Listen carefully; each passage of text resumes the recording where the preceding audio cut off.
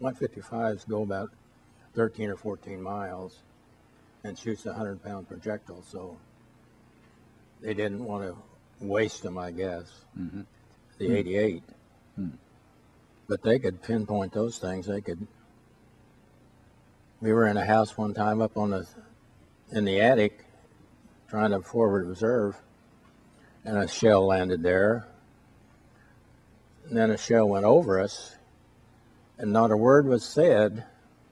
Everybody took off for the basement. The next two shells hit the building, one on the roof and one between the first and second floors. You were a forward observer then? Yes. Or were you back at the emplacement gun? I had been forward observer before. Okay. So it's kind of scary. Yeah, I was going to say, you're probably up there with the doughboys. Yeah, where you can see what's going on. What did you see that first day you advanced? The only thing I saw was the ground. We could see the dirt.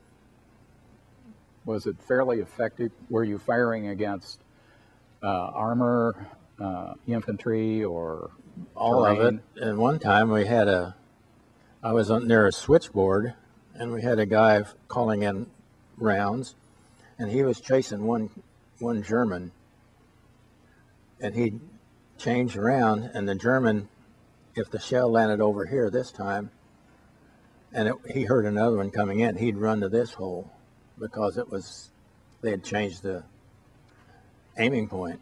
Mm-hmm. So they ran him all over the place, but never did get him because he was smarter than they were. How did the rounds sound as they went over your head? Whoosh, whoosh, whoosh, whoosh, whoosh. A swirling sound. Yeah. How were how were you treated by the local people, the French and the Belgians? They didn't like us because we just moved in the house and kicked them to one room. But we got in a house with this elderly alert lady, and we'd go eat and bring her mess kits back, and she'd clean up the mess kits, and so we'd give her food and everything else. We burned all their wood anyway, trying to stay warm. So they weren't too happy about having everything of theirs No, used. briquettes and everything else. Anything that would burn, we burned. And they would try to get it to go all winter. They had been out picking up sticks and branches and stuff, and it took us about 2 days to get rid of those. Did you feel bad about that, or just? Did afterwards, because I don't know what they did. We used their briquettes too, which were little charcoal bits, I guess. Yeah.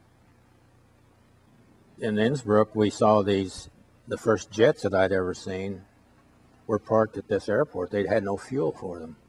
The ME-262. Yeah, Mm-hmm. the first jets. Yeah. So they were intact, ready to go, just no gas. No gas, no fuel for them. What did you think about that when you saw those? I thought that we were pretty lucky that they ran out of gas.